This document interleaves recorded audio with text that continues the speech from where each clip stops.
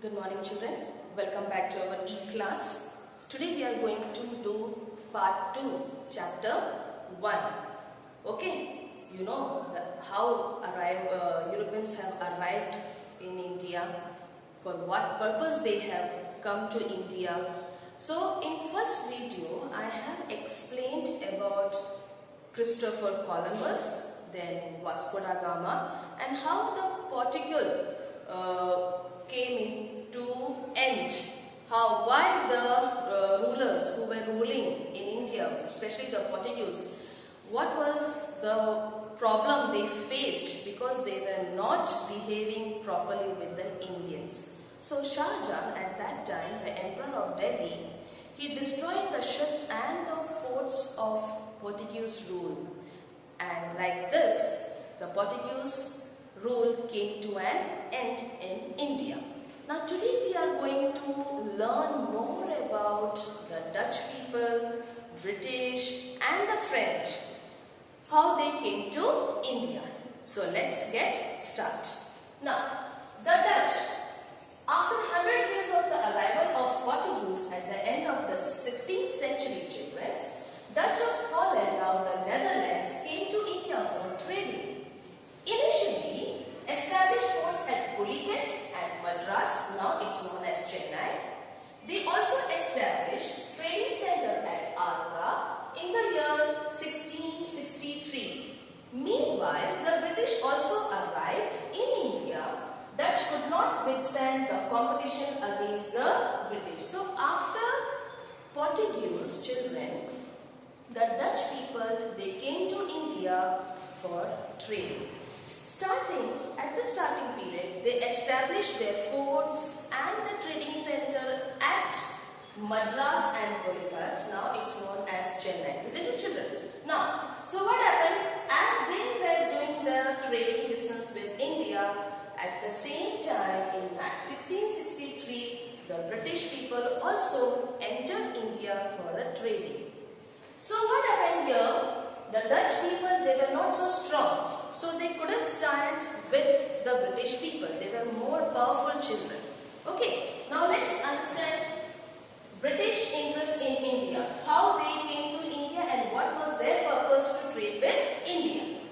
During the reign of Queen Elizabeth of England in the year 1600 CE, the British established the East India Company. This company belonged to merchants who wanted to increase their wealth by undertaking trade with India.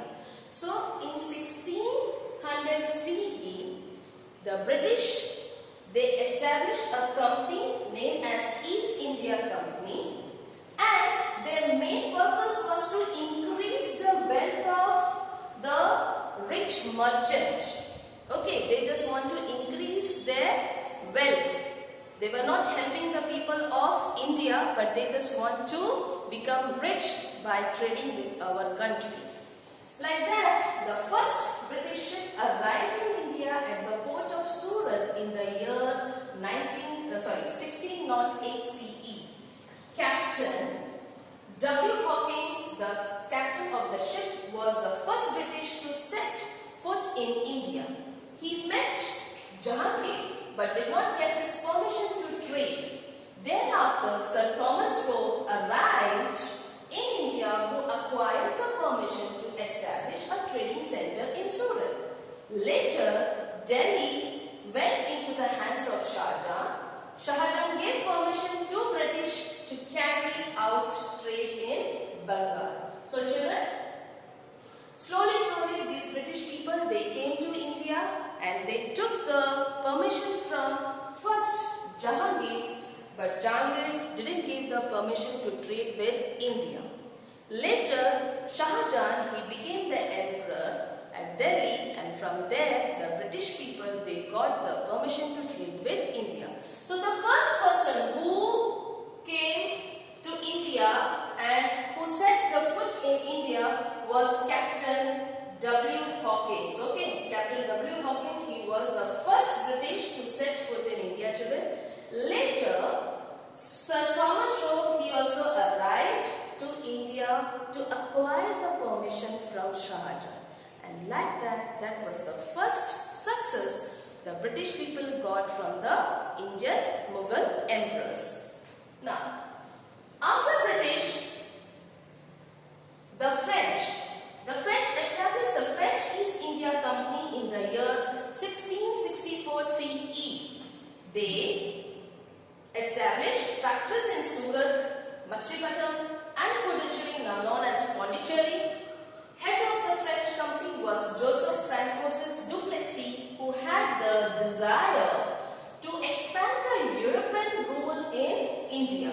Thus, the French and the British stood in competition against each other to become the strongest European company.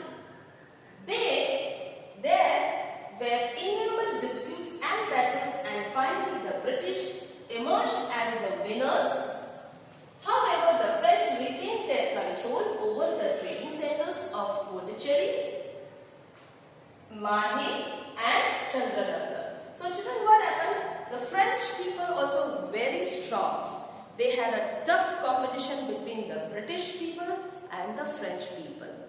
The French people, they also established their company known as French Company, and Joseph Francois Duplessis, he was the head of that company.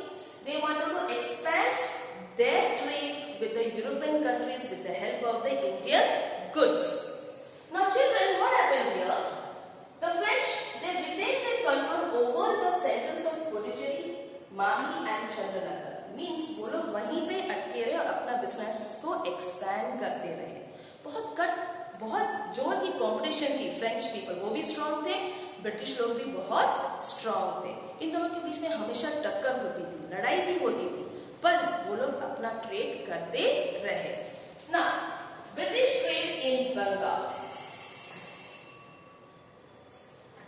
The British first started their trade on the banks of the river Hooghly and established forts in the year 1651 CE. The forts were garrisoned for the protections of the factory and got permission from the Mughal Emperor Aurangzeb to trade without paying taxes against an annual payment. The British धीरे-धीरे अपना सब कुछ पैर जमाने लगे. They started to trade with the Bengal children. So what happened? They were very clever and intelligent people. With the permission of Emperor Aurangzeb, without paying any taxes, they started to trade with India and they became rich slowly.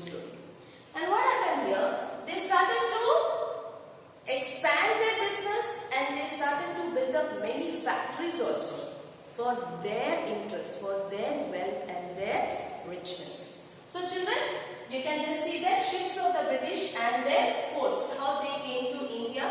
They were using the Indians as their laborers, but they were not giving much salary to the Indian people. Like that. In this chapter, I have completed how the Dutch, the British, the French and the Portugal people came to India to trade with our country. Hope you got this chapter, children. Do read the textbook. Thank you and have a nice day.